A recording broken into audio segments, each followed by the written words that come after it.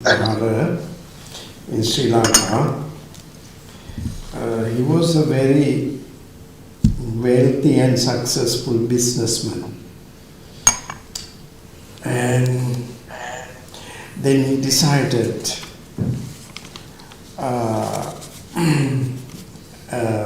he was interested in Dhamma, and he was very interested to be a Dhamma monk. Then he became a monk. He had obtained his PhD degree from Colombo campus. In various countries, in America and other Western countries, he had traveled and gave sermons, contributed for the Sasana. Also, nowadays he has living in Red Beach Buddhist Vihara. I have invited Venerable Kalutara Mitta Thero, very kindly accepted our invitation. Actually, in the email, I have position there. The topic is 7 steps of purification based on Ratta Vinita Sutta, but it is a very actually very deep philosophical teaching. But whenever Kalutara Mitta Thero is aware about our audience, he say much better. He can pass us a message well on this topic. There is a discourse in the Anguttara Nikaya called Sotanudatta Sutta. Sotanudatta Sutta means how to bear the Dhamma, what is heard. That is the topic today. How to bear the Dhamma, what is heard. I think it is very practical and very useful for our audience. So, sorry for changing the topic, but this is very relevant for all of us. With my respect, I would like to invite to Venerable Kalutara Mitta Thero for this sermon.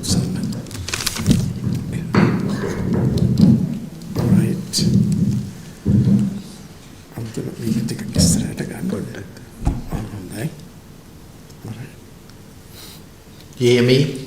Yes? Thank you. So thank you very much, Mahanayaka, most Honorable Srila Bimala Thero, who gave us today's the opportunity of addressing you through Buddhist teachings. And as he said, we are very sorry to change the topic because the topic stated in your emails, it's so big to teach. I can take days just for 7 purification factors. So I thought might as well pass you a very practical message to readjust and adjust your lives there, and this will be some take-home Dhamma talk for everybody of all. So from Anguttara Nikaya and 4th group, Anguttara Nikaya is based on the numerical order. So where the 4 occurs, they have collected then, and that is the group 4. So this sutta falls into that group because it's Sotanudatta. Sota in Pali is listening, not really hear. The 2 big differences. How you listen and you bear. So the question is, do we bear everything that we listen to? Do we? No, I don't think so, because but do you know that what we listen is going to be deposited in our memory banks? The point is that we are not very efficient and skillful recalling them. Recalling them. In this sutta, Buddha tells people, and do not waste your life, your time is your life.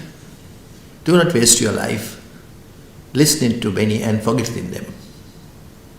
And he tells us a very efficient and practical way how you can remember all those things. Even if you do not remember, like your password, and the memory asks you one day, do you want to change your password? Do you want a new password? And say yes, and there is where we can recall them, everything that we listened to, that we heard. Sotanuddata means that. So this happened in Sravasti, when Buddha was residing with more than 1,000 monks, and one morning he addressed those monks. There are 8 ways where Buddha starts his talks. And one is giving a topic by himself. So this morning, he addressed the aggregation monks. If you listen to my teachings this way, and the person who does it must expect 4 grand results. All 4 results are after your death. By stating that, the Buddha wants people to, because in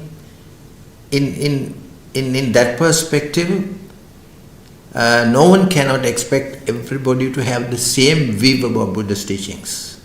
They absorb individually, and they realize differently. So whatever they know is how much they have realized. So here Buddha tried to focus everybody's attention on one thing: next life. Now we have so many millions of Buddhists in this world. Disappointingly, sadly, most of them, when you look at their lifestyle, I don't think that they believe in the next life. Because they are not afraid of doing bad things and dangerous things, dirty things and horrible things. They just believe that there is nothing after death, so death is common for everybody. That finishes everything. No, it doesn't finish everything. A death of a man is a birth, instant birth somewhere. The suffering starts from that and again. So I was talking to a professor last few days. When we discussed this topic, he said, I have no fear of reincarnation or coming back to this world again, but the bitterness is, I don't want to go to school again. It has felt to him such a way. So whether you like it or not, we need to start it like that.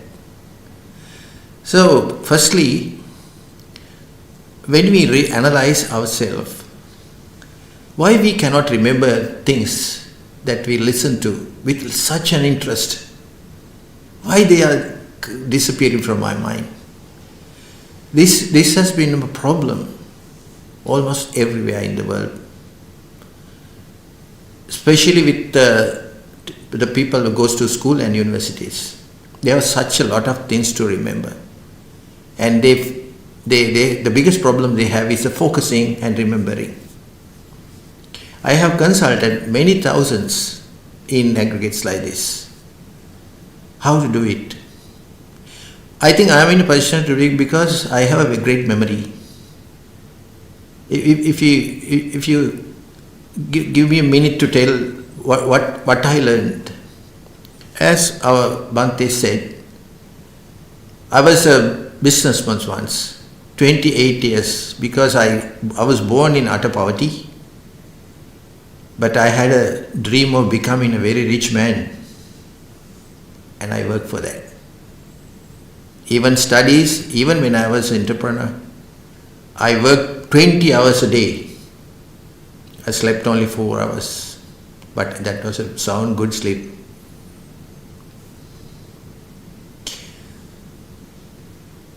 Then, all of a sudden, when I'm on the pinnacle, I had everything I wished. All of a sudden, this came to my mind. When I had all the people to serve me my lunch table, I dream of a monk that's walking on the road with a bowl, begging food from house to house. Can you imagine that? It was my younger days. And I imagine being a very old monk in one of those forests. I lived in a comparatively very luxury home, I would say house. But that was the time I dreamed of living in a cave somewhere with no facilities at all. I had no problem with vehicles. When it comes to Sri Lanka, it's a big term. But that was the time I was dreaming. Walk on those pathways barefooted. Although I am bald now, head. I had a curly hair all around my head like Sai Baba, you know Sai Baba from India. I was very proud of that. It was my landmark. Everybody talked about how that hair, yes, we know him. I was very proud of my hair. That was the time I dreamed of shaving them off and having a bald head. So I was dreaming of becoming a real monk when I had everything worldly. It was amazing. That is what is related to this sutta I am going to tell you. And also, you must believe me that the Tripitaka, we had 55 books, 84,000 discourses in Vinaya, Sutta and Abhidhamma. I think I have gone through about 25 to 30 suttas. But I have a confidence that if anybody asks me from any place in Tripitaka, I'm capable of answering. And I had never had a master for my meditation. 35 years I did my meditation without a teacher. All 40 types of meditation. Who gave me that dowry? This is the point we are going to discuss today. Because if we work according to Buddha's instructions, and no one can say that I was not successful. Every step towards Nibbana is a successful story. We always hope that end to be successful, and there's no end to this journey. We keep on walking, and every step must be a victory. So now we listen. Now, hear and listening is two different things, as I said at the beginning. Now listening needs what? Attention. But there are a lot of noises in the world that you hear. You don't need attention. So you forget.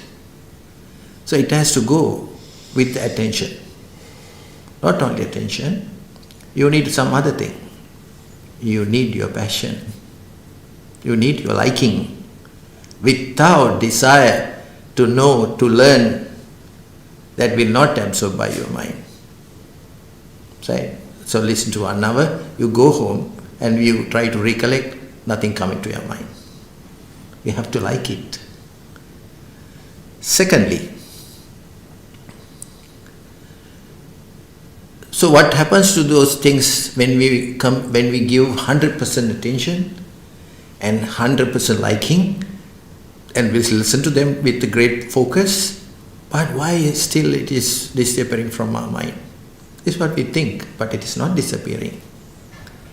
It goes into their relevant chambers and deposit there, and when the time comes, it will come up again. The point is that how do we know that what time is ours for us to dig it out, or for that to flow out? Then we go to the discourse. Before we go to this, let me recite you the Pali stance, Pali verses. Sotanudatanam bhikkave dhammanam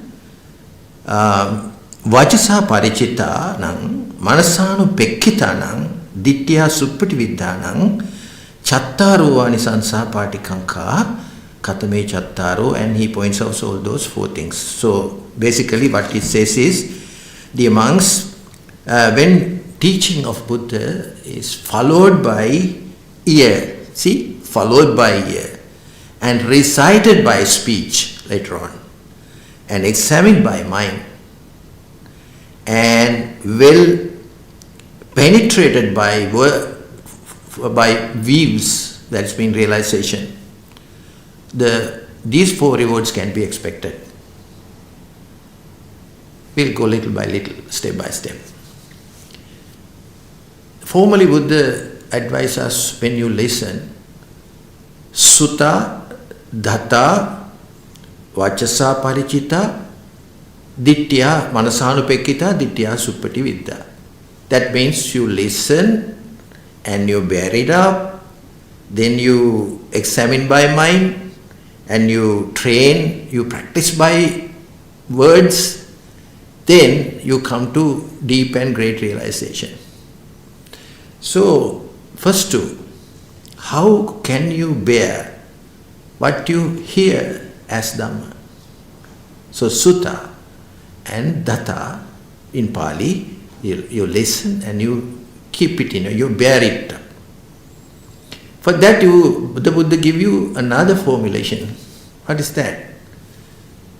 When you listen to a sermon, Buddha's teachings, this is how Buddha says, Attikattva, Manasikattva, Sabba Chetaso Samanna Haritva, Ohita Soto Dhamman Sunati. This is the we have suggest for anybody to listen to Dhamma. Then when we described it off, we understand that we don't do that. Okay. How to bear what is heard, the mantra, the formula is sutta. Attikattva. When you listen to that, attikattva is a very big word. When you listen to a sermon or Buddha's teachings, firstly you should know the value of listening to Buddha's teachings. If you do not know the value, it is not coming into your mind. Attikattva. You know, before Buddha rises in this world, humans were there, living gracefully, well developed, high technologies. Even after Buddha's Sasana is gone, the people would not disappear. They will live a long life, generation to generation, with high technologies. But point is, because they do not know what is good and bad, what is kusala and akusala, they tend to do lots of demeritorious things. And according to Buddha, all the four hells will be filled, and all six sukati, that is divine worlds, will be empty. So why people do so much of demeritorious things? Because they don't have a perfect view, perfect acceptances of what is good and what is bad. They always have a duality, because it goes from one culture to the other, one country to the other differently. For example, even today, the mark of bull, icon of bull, is in United States, it's an icon of power, symbol of power. But when you go to Brazil, it's a symbol of sports. When it goes to India, it's a symbol of divine animal, yes, very revered. When it comes to Saudi Arabia, it's a holy meal, symbol of holy meal, holy meat, I would say. When it comes to Sri Lanka, we use the stupidity, the symbol of bull. So how the meaning of the same token, same symbol varies from one country to the other and one culture to the other. So Attikattva is analyzing the benefits of listening to Buddha's teachings. I like to spare 1 or 2 minutes. Okay, son, you. What do you think the benefits of coming here and all the way listening to the teachings? That I might understand myself better, and my behaviour, and my experience of being in the world, and not feel like such a stranger, and also a prisoner. Okay, in your own world. In my own world. Yeah.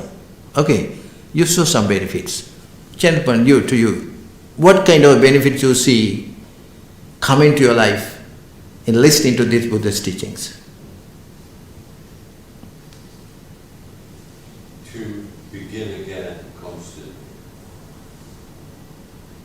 and to be responsible for everything I do, and how that affects everyone beyond myself.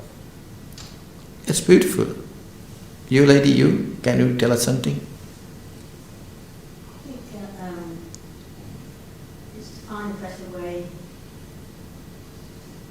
of living, to understand a little bit more, understand compassion a little bit more, and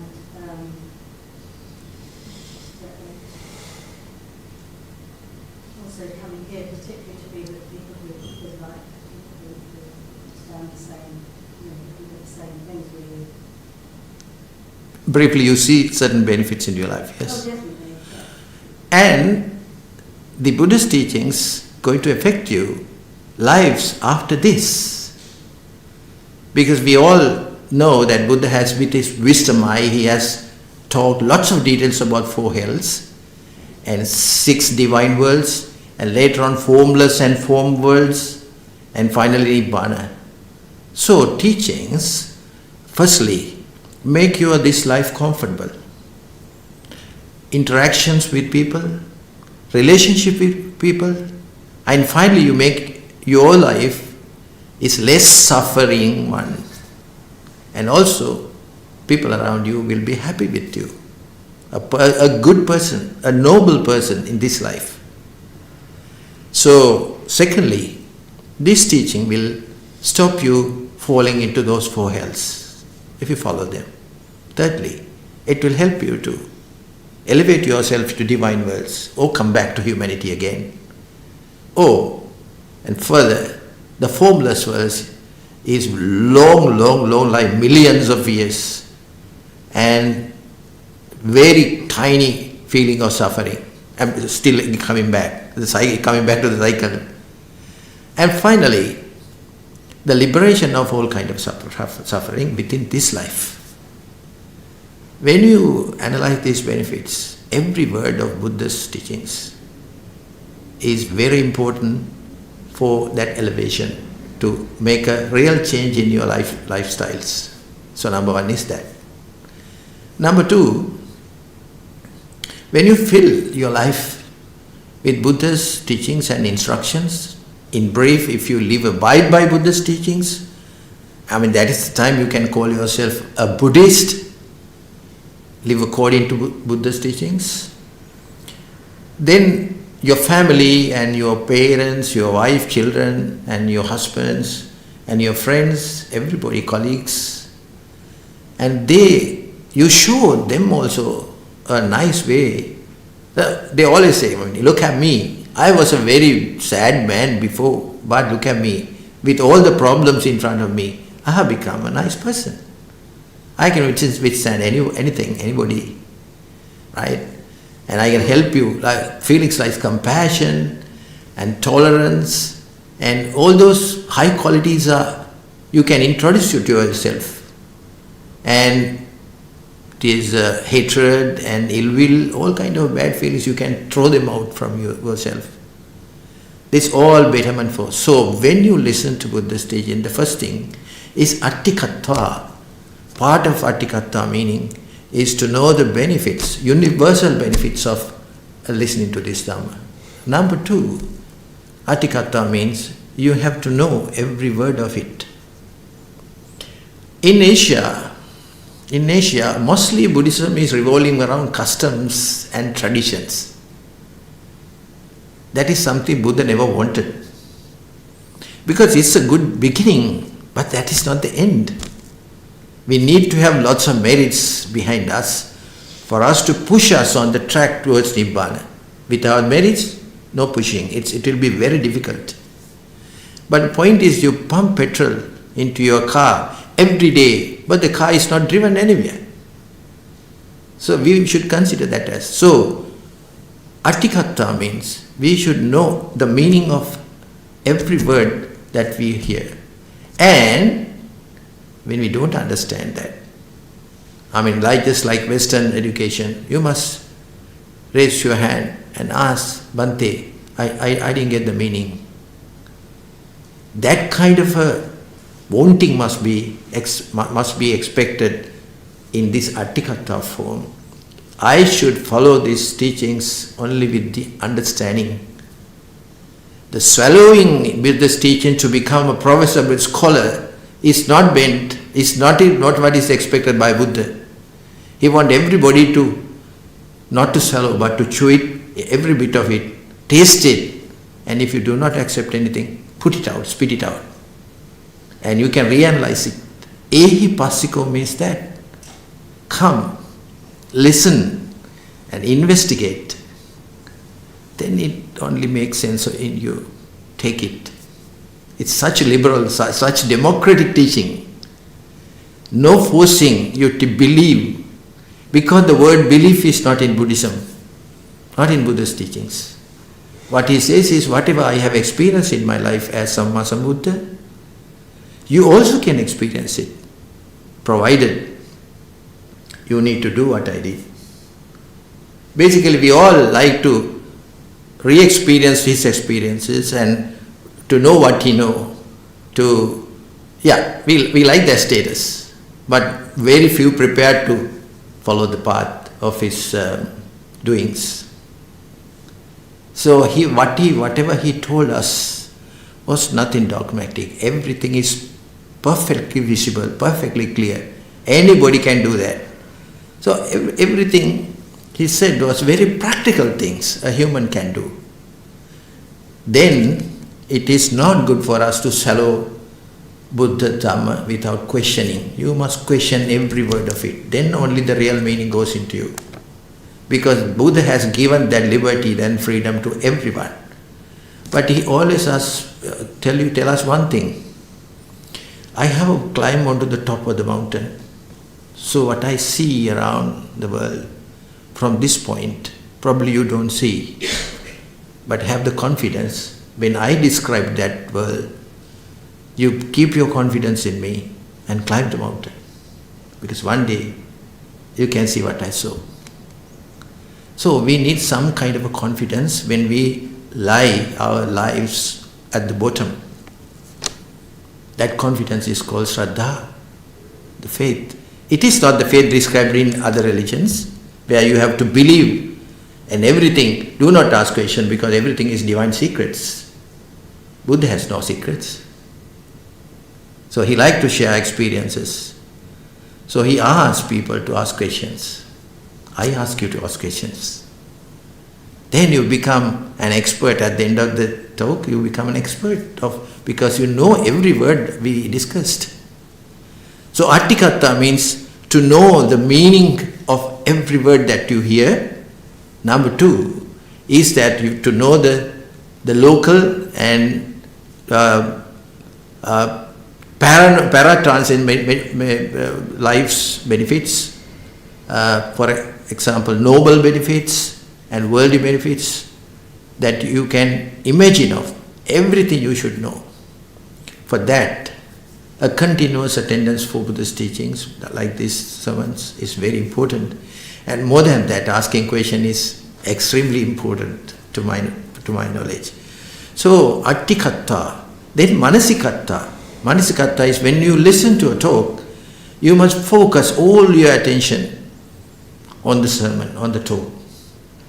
If you think that something happened on the road, something in your family, at home is bothering you, then that is an indication that you will not absorb this completely. So leave some space to cease you all the troubles and problems before you start listening. Number 3, Manasikattva is that. Sabba chesasu samanna haritta. I mean, with unpleasant mind, if you listen to Buddha's teachings, it will not take the space in your mind, in your heart, I would say. You have to have a pleasant mind all the time.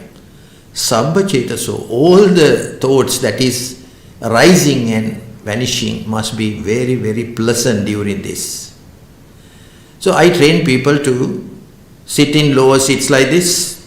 Firstly, they like chairs, but I practice them Tai Chi and certain yoga techniques so that they will find themselves very comfortable on cross-leg positions like this, maybe on a nice cushion, because that is the best posture for anybody to keep their body motionless.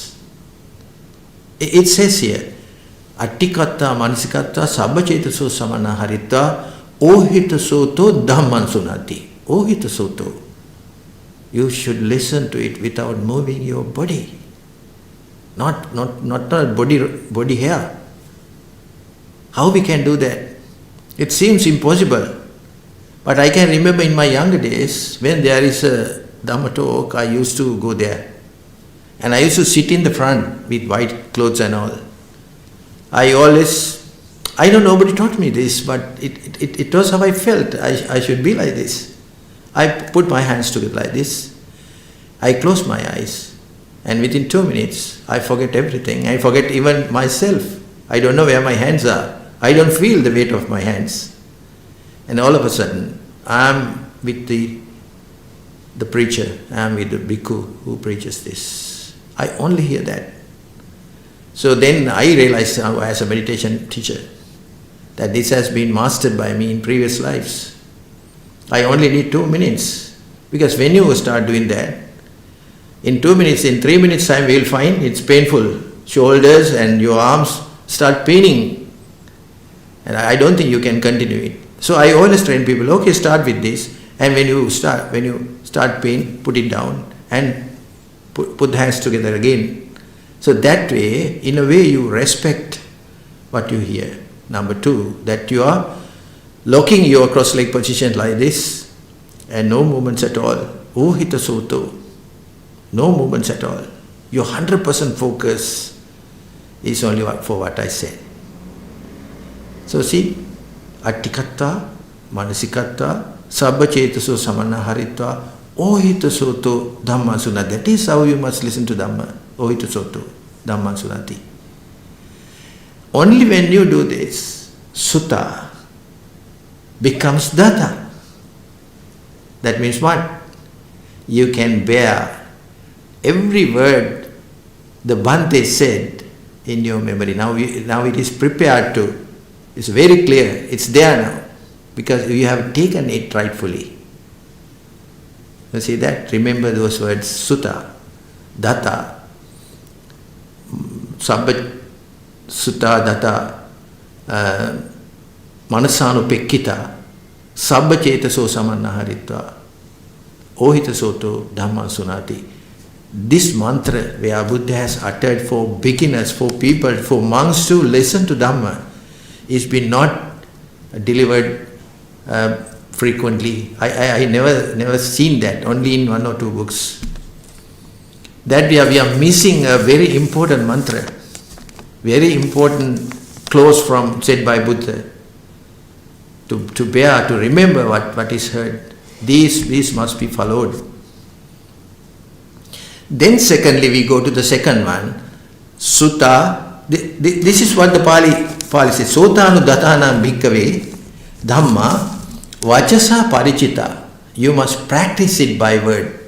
Verbal practice it must be needed. You just can't forget it. So I've been carrying out Zoom programs for 3 years now. And first 2 years, 2 sermons a week, and now one sermon a week. I need listeners to report me back. No recording is permitted. They need to focus their attention, and within 2 days, I need a report of what they heard. It was very difficult initially, but they became experts, and sometimes they wrote to me just as recorded. And their memorizing power and recalling power improved that way. So they call me Taliban monk. I was not. But sometimes this time you need some kind of a pressure and some kind of a small punishments and some forcing for if you want to get people on the track. You are doing good to people. By doing that, you are not doing anything bad to people. You are always doing good to people. Now they understand whatever we have discussed last 3 months, all are in their tongue tip. When I ask a question, and just like lightning, they answer me. This is what we need, really. So, when Buddha wants us to practice something, you can practice only what you remember. If you don't remember, how to practice them? So, listening properly, that is data in, and recalling properly, data out, is very important. So, dear devotees, today this topic is kind of a thing that you should remember for your life. When you're listening, how we should listen with proper respect to the Dhamma. And secondly, if you do not respect, it is not coming to you at all. The respect must be with the mind, verbally, and also from bodily action. And all things should be there. Then, the Buddha says, and okay, if you want to listen, what do you listen? The whole of Buddha's teaching, then 84 discourses in now 55 books, are all categorized into 9.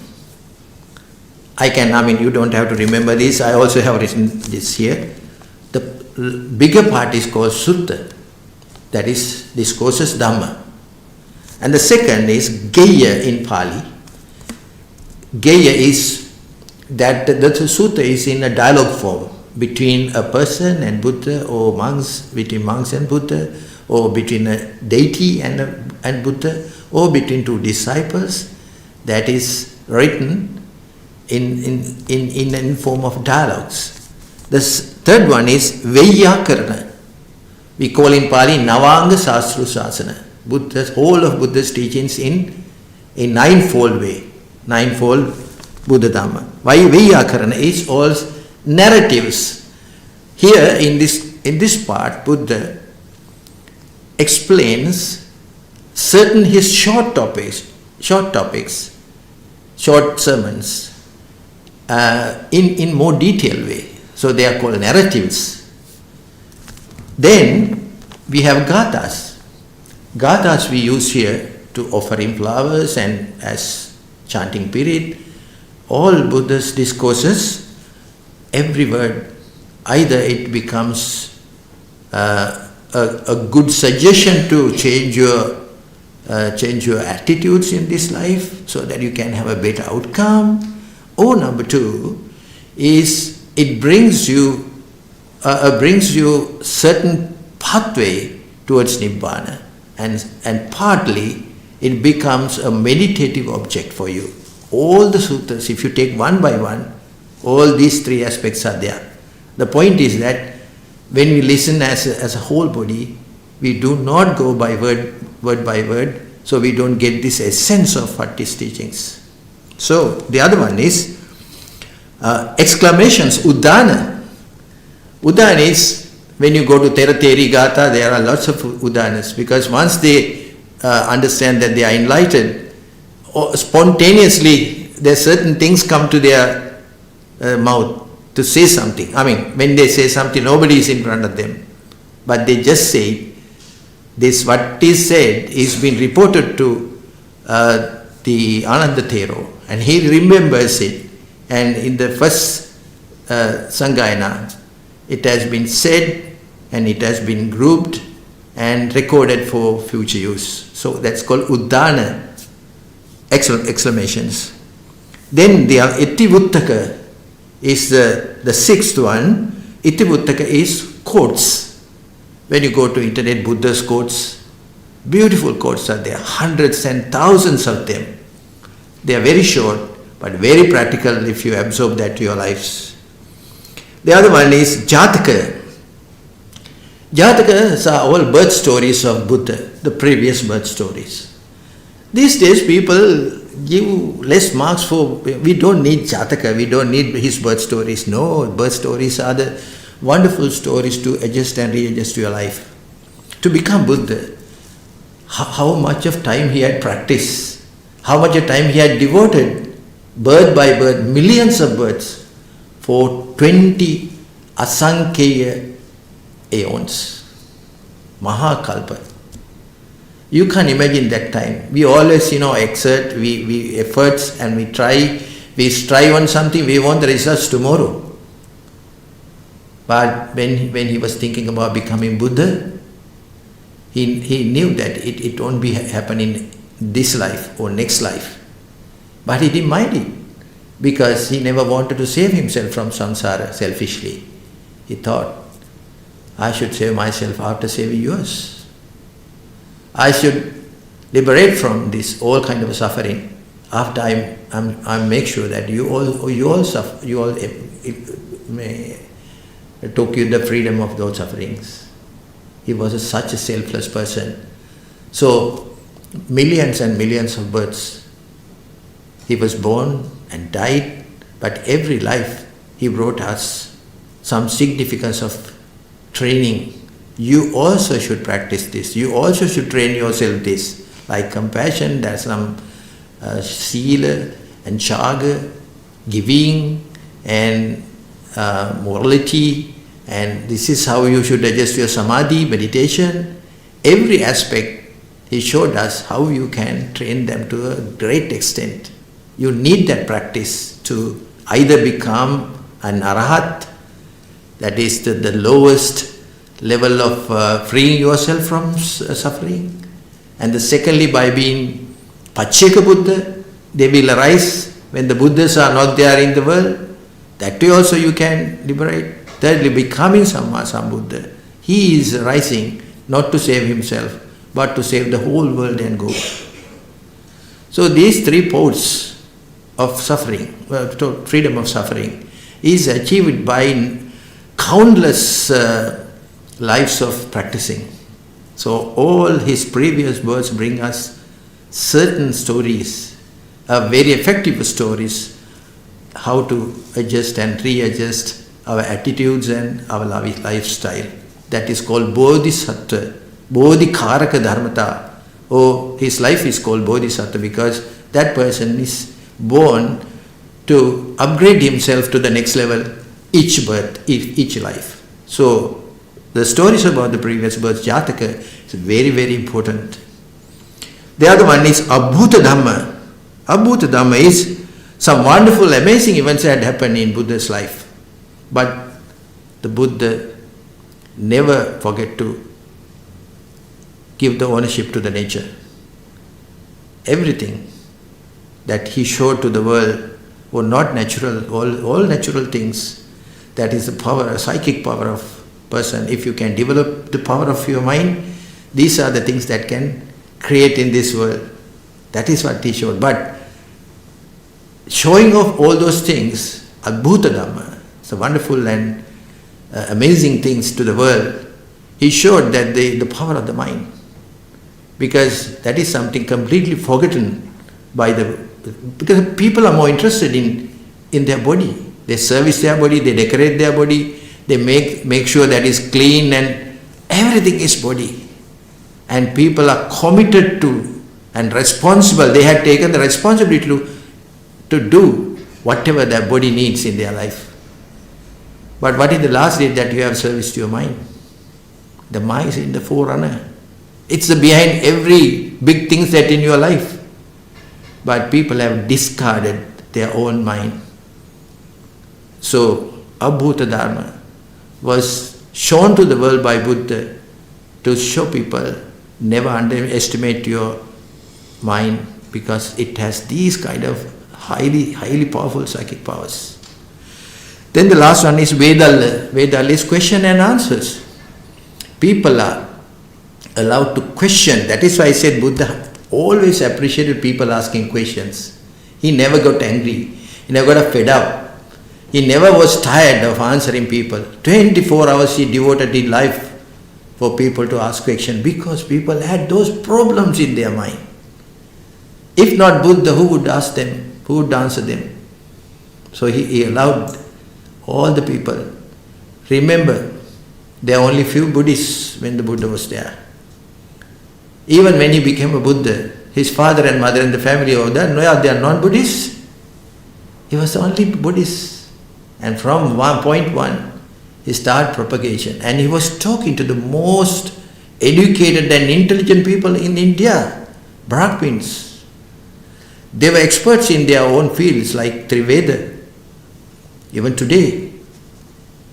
So it is very difficult task even for a Buddha to create confidence in his teachings. But he did it. How he did it?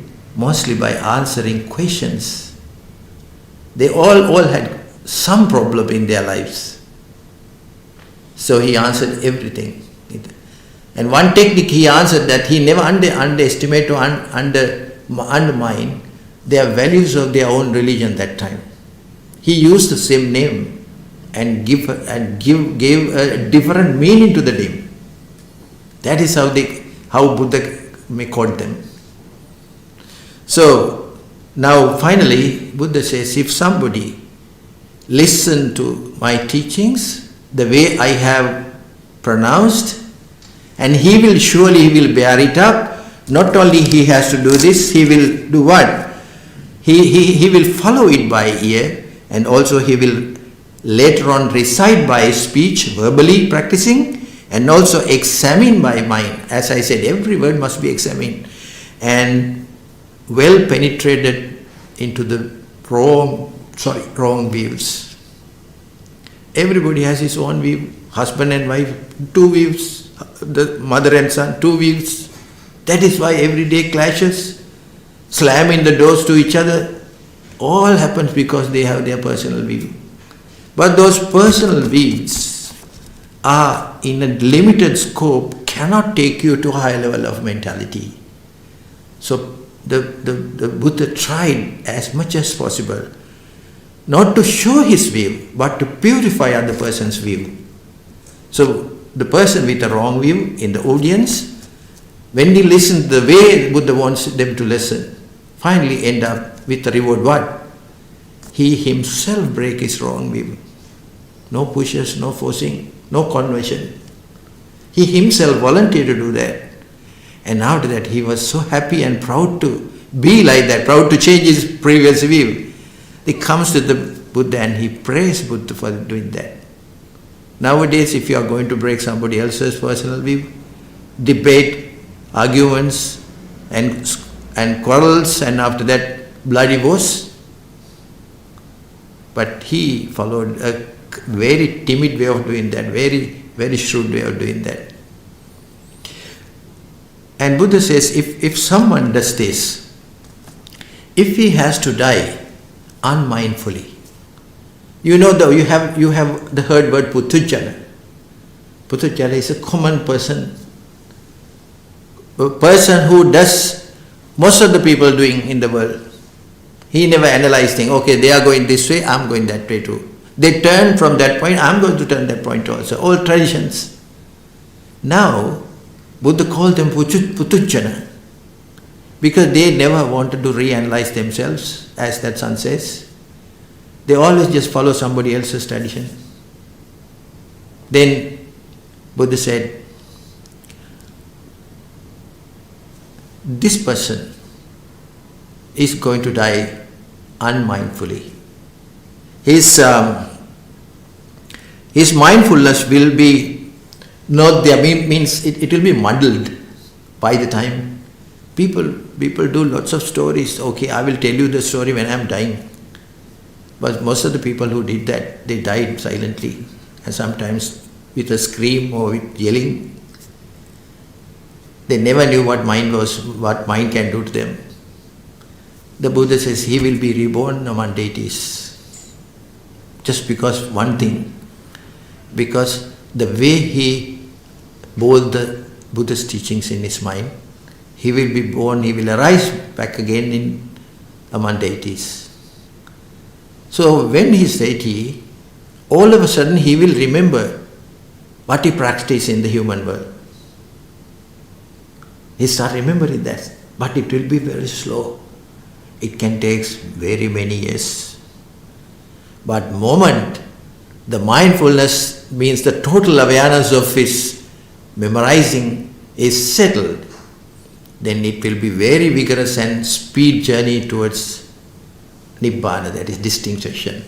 It can be Sovan, Sotapanna, or it can be Sakadagami, it can be Anagami, or it can be Arhat.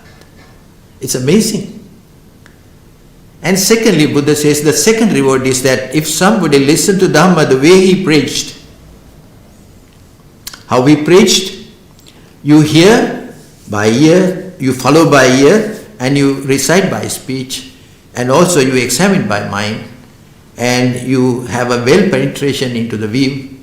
That way, if you do that, that person also will die with a muddled mind. Fine. The Buddha says he will arise in among deities. And then, among deities, people who were experts in teaching Dhamma, they take their skill back to the divine fields and they become divine teachers. They are also goods. Teach Dhamma to rest. And the moment you hear the Buddha's word in the divine fields, then you all suddenly try to remember them slowly. The verse in this sutra, he used the word danda, kippa. Danda means very slow progress. Kippa means suddenly, at high speed. So his realization of Dhamma, he followed in the previous life. It will be very slow, but little by little, they will start coming into the mind. And all of a sudden, when the mindfulness is settled, the total awareness of is settled, he remembers, oh my dear, this was something that I practiced in my previous life as Dhamma and Vinaya. This is what I practice as a holy life. Then everything starts flowing into the mind. No teachers needed. I told you my story. It happened to me. I never had teachers for this Dhamma, even now. It started flowing into your mind and it's spilling. That is the second reward. Then the person, the divine person, what he does is, he uses that Dhamma Vinaya, what is there in their mind, to follow a practice that is Arya Ashtanga Marga, Eightfold Noble Practices, there. And they become noble persons and they arrived at distinctions. Thirdly, Buddha says, okay, the person dies with a blurred mindfulness. Fine. They also will arise in divine fields. In the divine fields, there are certain monks live on the planet Earth and they have developed certain psychic abilities. They can go into those divine existences and they preach Buddha's Dhamma. I mean, these are Harry Potter stories to us when you listen to those. But when Buddha says something, if we distrust him even one word, we just can't go on with that. Because he is on the top of the mountain. Not only Buddha, thousands and thousands of people until about 1,000 years, we have witnessed that they have attained so much of high psychic powers here by meditation. I was living in Situlpavu. That's one of the 2,300 years old meditation, more than 1,000 acres of area. Situlpavu, I think Sri Lankans know that. I lived 4.5 years there, totally devoted for meditation. There are places, big rocks, on top of the rocks. There are ponds and caves, everything is there, worship places and all. But there are no access to climb. There are no access to climb. one flat rocks, and these archaeological people come here and doing lots of experiments to find out how the hell these guys went up. No way, no clues. So how we did it was, we used some people to use those ropes and all. There are trees from sides of the rock. So they tie the ropes from one end to the other, those trees, and they make certain ladders, rope ladders. That is how I climb. It took me about more than 45 minutes to climb one rock. So that gives us evidence that, they are lived monks with psychic powers, where they don't need staircases or ladders. They use these psychic powers to come and go. Everybody lived on alms rounds. Then those psychic powered monks, they go to this divine field and teach. When you listen to those teachings, the way the Buddha wanted us to listen, and very slowly they recover, then they start memorizing what they heard when they were in the previous life, he says. And when the mindfulness is settled, when they get the complete mindfulness, when you understand that the total awareness of what you heard is there, then they are the speed practicing of Eightfold Noble Path starts up, and they go to distinctions, he says. What do you mean distinctions? Even at the very first stage, it only require maybe the same life or one in among 7 lives to attain Nibbana. And fourth reward is, the Buddha says, even a person who listens to Dhamma that way, when he dies with the stirred mind. That's okay. He arises among divine fields, divine worlds. And sometimes he meet another deity and they talk to each other. It's a sansaric thing. They meet and discuss the same points. Then the other person is asking, friend, do you remember this? Do you remember that? Do you remember how Buddha preached this? Slowly, very slowly, they start recalling those images. Because Lord Buddha and temples are not there in divine fields. It's only your conversations and dialogues. They start conversing with each other. Do you know that? Do you remember that? All of us, and in a very slow progress, that arises, the memories and what you did in the previous life. When you get the full mindfulness, Dhamma and Vinaya, that you remember that was a holy person who practiced that, and now you enter into the Nibbana seeking path, Eightfold Noble Path, and you practice there.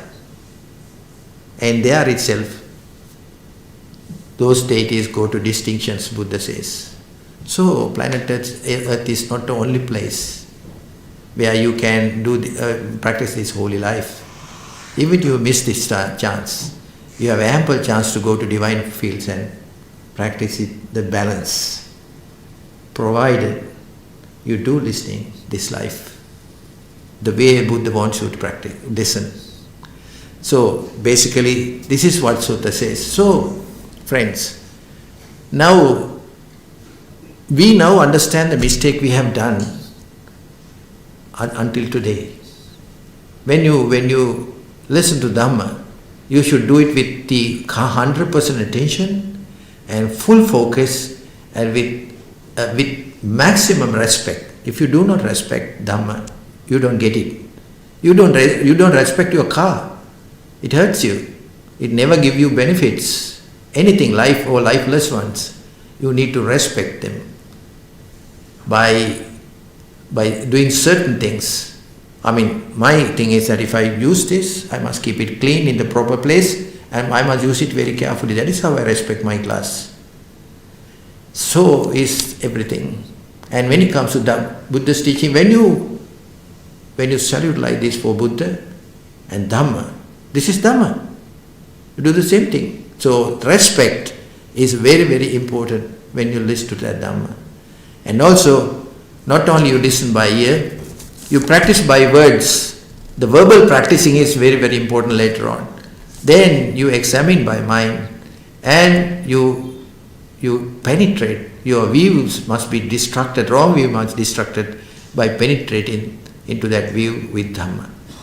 These things are happening only when you listen to the way Buddha asks you to listen, like Attikatta, Manasikatta, Sabbacetaso Samannaharitta, Ohitasoto Dhamman Sunati. Today I am here. I have my monk's experience only for 13 years right now. I can assure one thing to you. Somebody asks me anything from Tripitaka, I can answer. And also for meditation, it is a need that you must have a master. I never had a master. But all insight meditation 40 ways and all samatha, that is calm in meditation 40 ways. It came to my mind automatically. When I refer back books, they were all there. So believe myself, you have a practical example in front of you. What more? What do you need any more better advertisements? I never had a teacher for anything. Only I had a teacher and the mentor for my ordination, nothing more. I never stayed with him even one night. I went straight away to Situlpawa, that is the ancient meditation ground. I went there and I practiced all kind of meditation that is being uttered by Buddha. All were successful. So thank you very much, dear friends. You listen with lots of attention and great focus. I'm sure you got the message that the Buddha wanted to give you. And I request you, my loving request is to stick on to those mantras, stick on to the methodology that's suggested by the Buddha, and get the rewards. 4 rewards that is suggested in Sotanu Dhata Sutra, Thero Saranai Hamadanatama. So I can give you 5 to 10 minutes if time is available for us, for you to ask questions.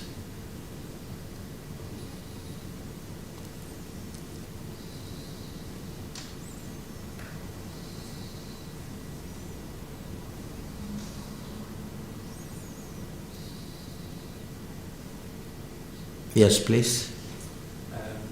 I think because it's such an unusual concept for me personally, I struggle with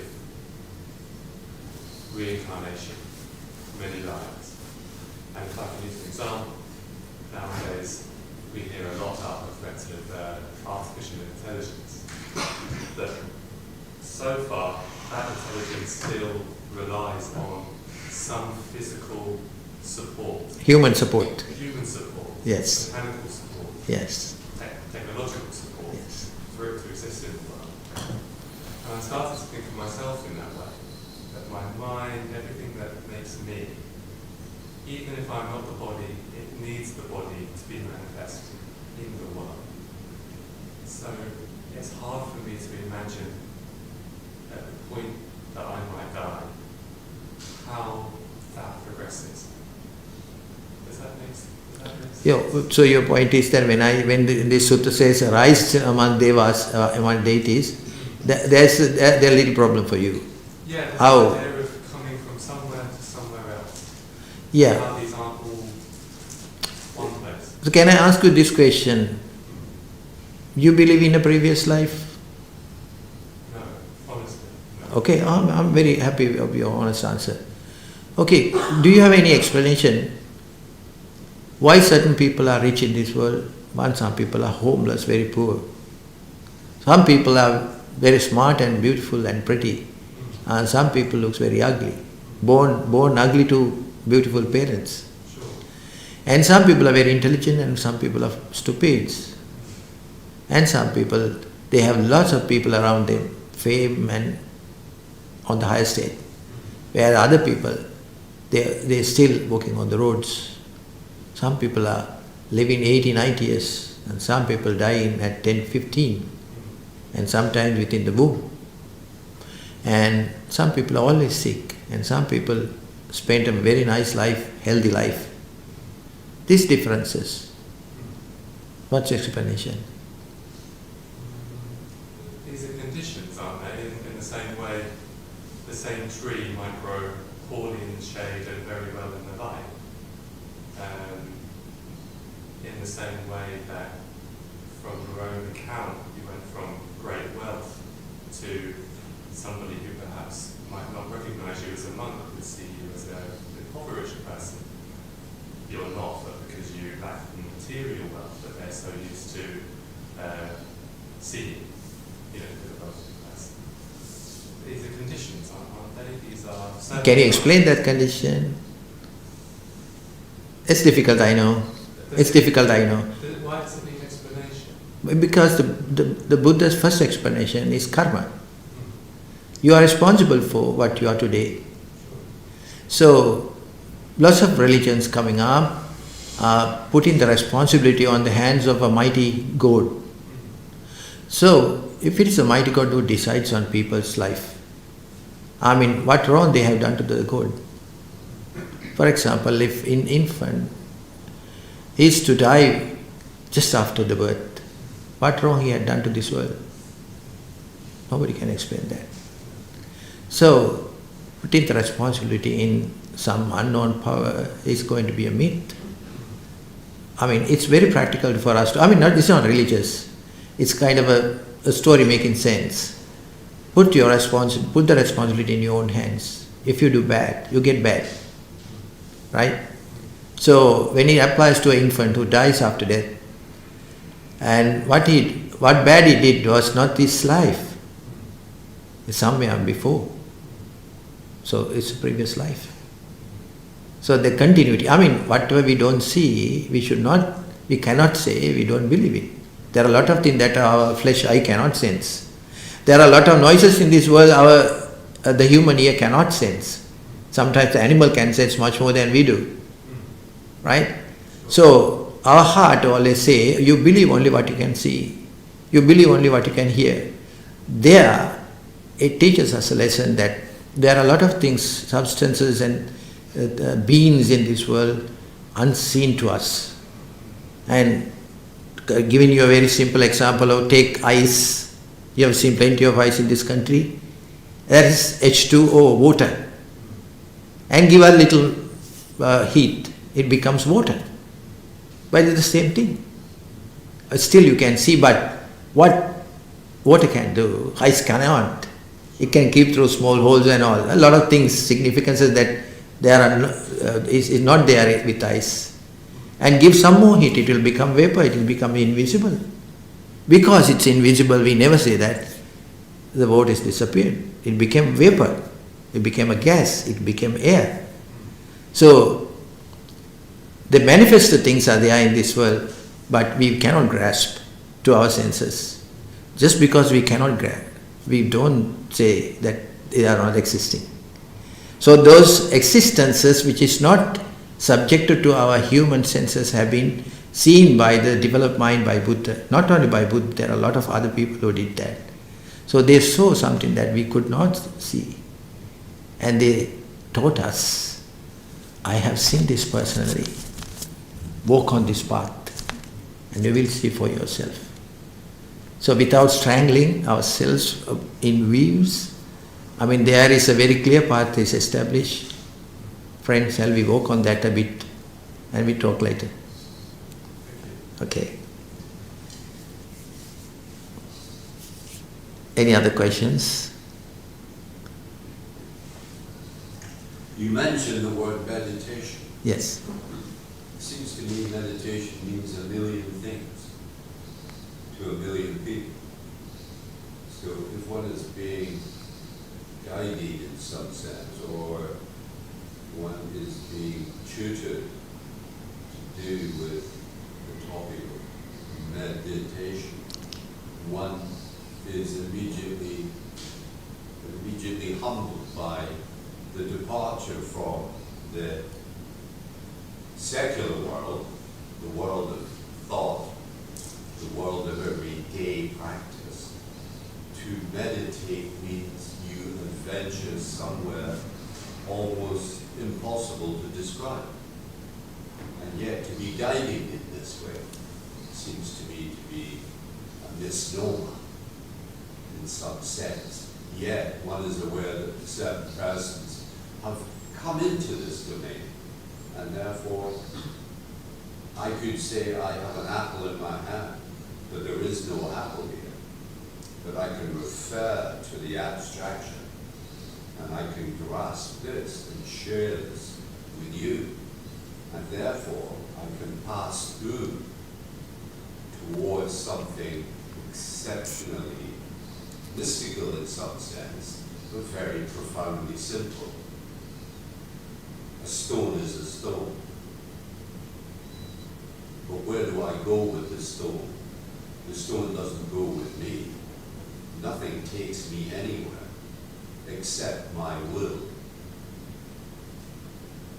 So for me, it's a bit of a profundity to say I should leave the cave, if you like, of my own isolation and be given some direction. Yeah, thank you very much. I love your first statement of million people, meditation, million styles. I really like that, love that. Secondly, the once everything else is contains, we can, you had your own words of putting it out, it's something difficult to grasp. Point is, I think I am with you when you say that, because the word meditation has been taken by vivid cultures, different cultures differently. Even in Buddhism, different cults, different sectors, different nikayas take it differently. But it is very, very, very well said, well explained that in Tripitaka, Buddha's word. Meditation basically means upgrading. It is not this.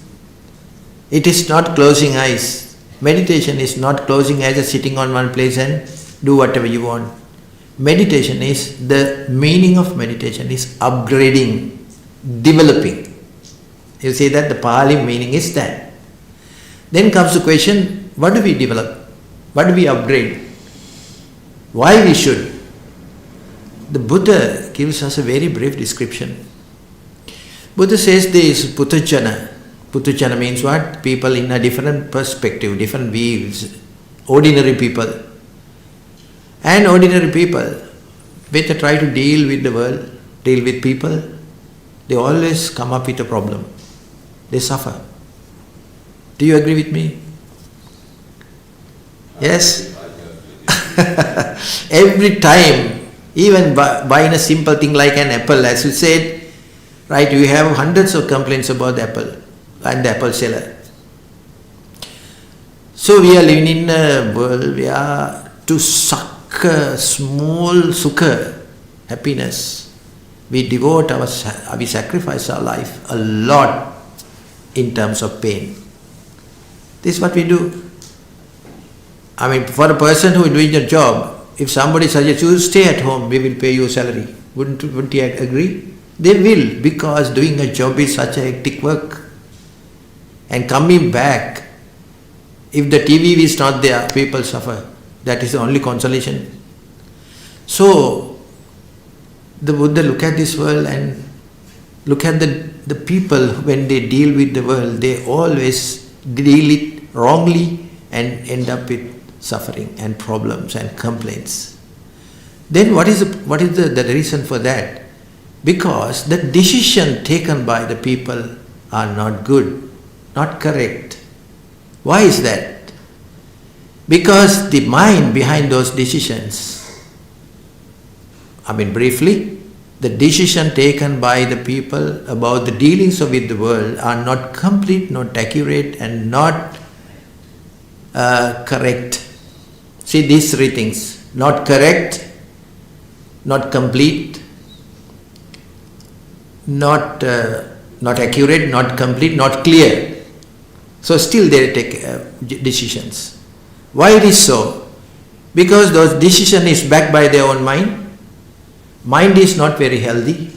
Mind is not very strong. Mind is not very skillful. So when you have a half-skilled mind, when you have a half-healthy mind, when you have a half-strong mind, so will be your decisions about dealings. They are not complete, they are not clear, they are not accurate. Okay, coming back to the point, why these the condition of the mind is a bit weak and not healthy and not skillful. The Buddha suggests only one thing: defilements. In categorize thousands of defilements categorized into three in terms of excessive desires and excessive hatred and ignorance. May be difficult to understand, but these three reasons. Then Buddha suggests you should upgrade the health of the mind. You should upgrade the skillfulness of the mind, and you should upgrade the power of the strength of the mind. We all know if these three terms comes to our body, if we need to increase the health and the strength and the skill, what do? You work it out. You do exercise, you do training, you practice. You put the body into vigorous movements. Then we see that you increase the health, skill and the ability, these three things. But the point is, what we are going to do the same thing to our mind. The Buddha suggests it should be the other way. You calm it down. More you calm it down, more it becomes healthier, more it becomes stronger, and more it becomes skillful.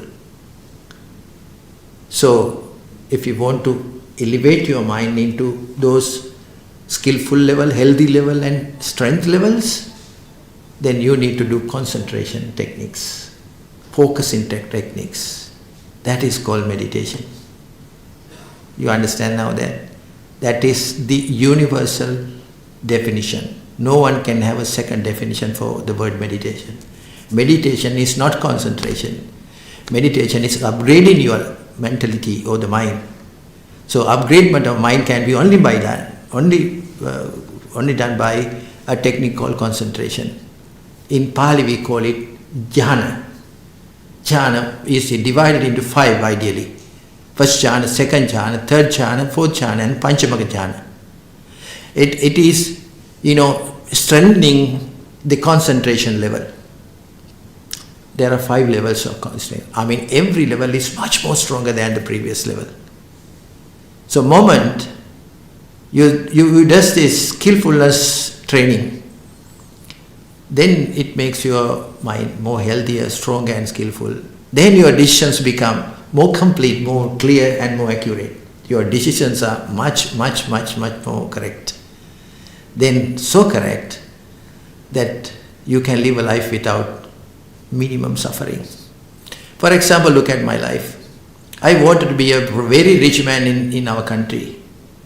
So I got myself educated enough, and I only 28 years I only slept 4 hours. I worked 20 hours to become a rich man. So I became. For example, in Sri Lankan terms, I had 5 personal vehicles, only for me.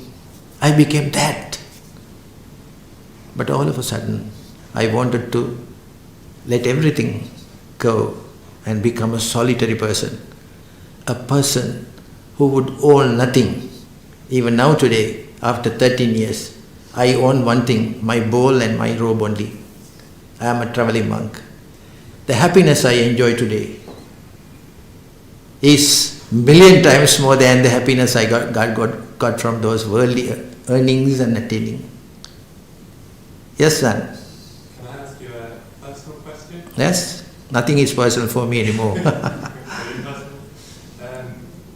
Would you agree that during your entrepreneurial years that you achieved those things through determination and dedication? Dedication, yes. And now you've achieved something different, but through the same means. Yes. You're still dedicated. Yes. Still determined. Yes. But one basic difference. Sure. Every step of my strive during my lay life was increasing the desire. Every step in my monkhood is diminishing the desire. You see that, son? So the desire makes us life worse like this. It can save us if you can combat your own desires. Did you see how those qualities that you had then, in a sense, enabled you to achieve No, if somebody asked me about my lay life, I'd say that well, he died. But I see that person as contributing to who you are now. Well, it's the same form and mind, but my acceptance is completely different now. Right? When I call you son, I mean it. You see that? It's not just a word. Right? I mean, previously in my lay life, if I call you son, it's completely a forged presentation. I want to catch you because I have a business mind always. I know how to catch people. But now I say something, it's coming from my heart. I've been very honest on that.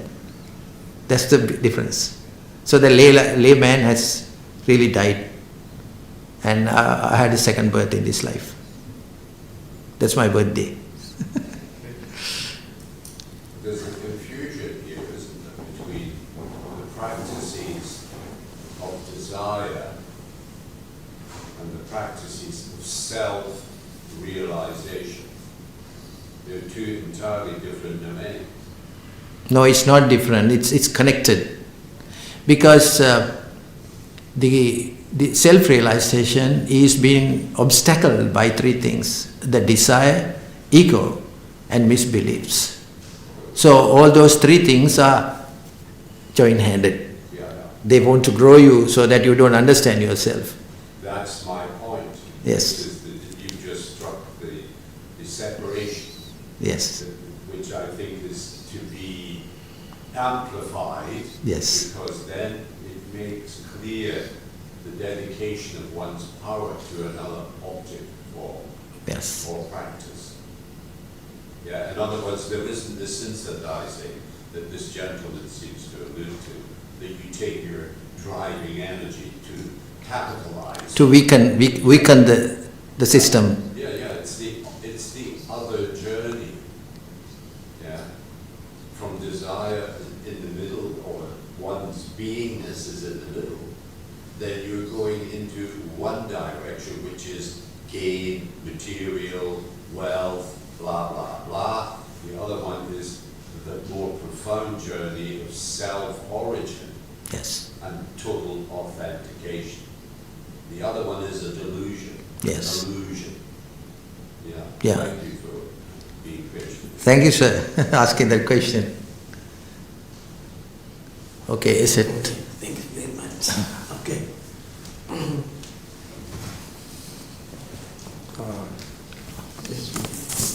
Thank you very much for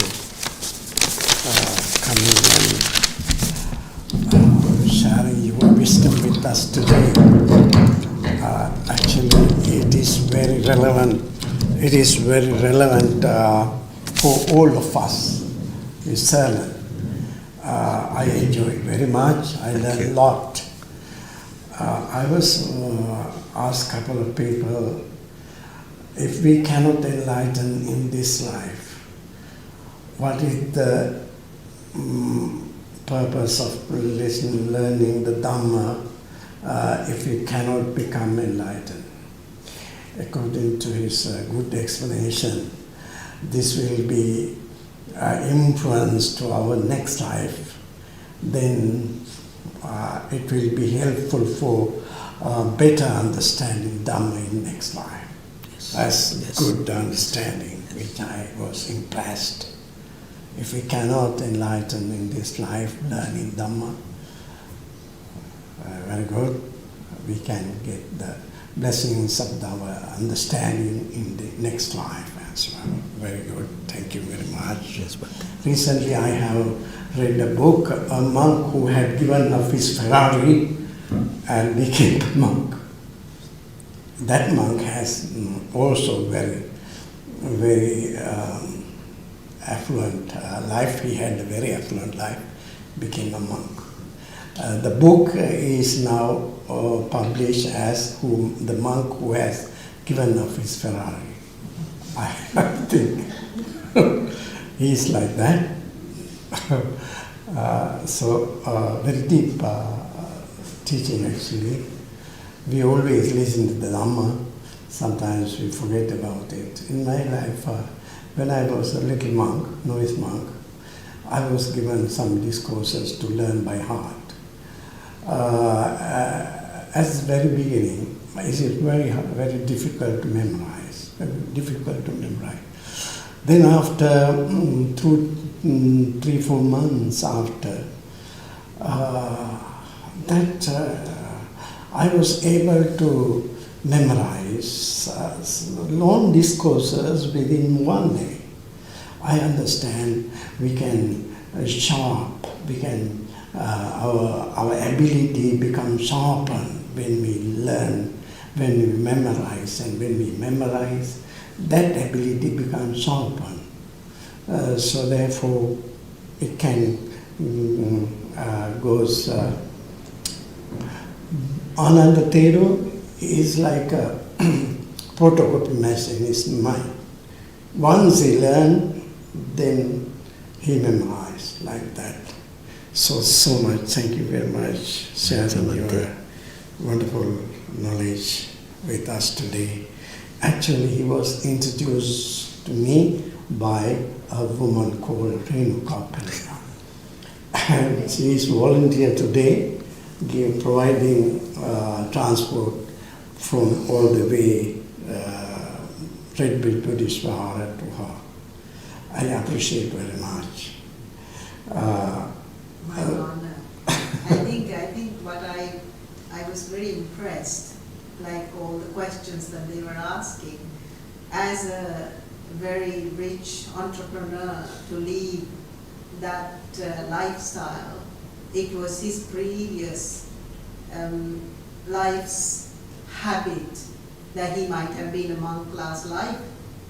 So I think he was always desiring to become a monk this life. Yes. But even though the more he earned, the more he became rich, the more he became famous, the desire, just like I felt, not compared to Buddha, but that kind of a pointless drive in that direction when he should have been a monk and given all his life to the knowledge of Buddha and the teachings of Buddha, which came later, but still he achieved it, which is a lesson for all of us. Yes. That is the... She's enlightened. So thank you again. Thank you for coming, and also your questions, very good questions, and he shared his wisdom with us as well. There are a lot of people join online, and I hope everyone is benefited. Once again, I would like to thank you and give my punyanmodana to Venerable Kalutara, Mitta Thero, in future as well. We would like to invite you to come and give some sermons. Thank you very much. Thanks. Thank you for everyone.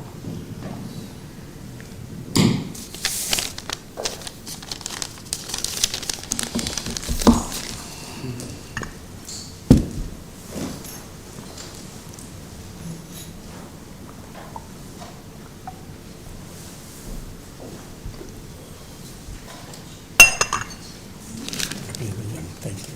Amen.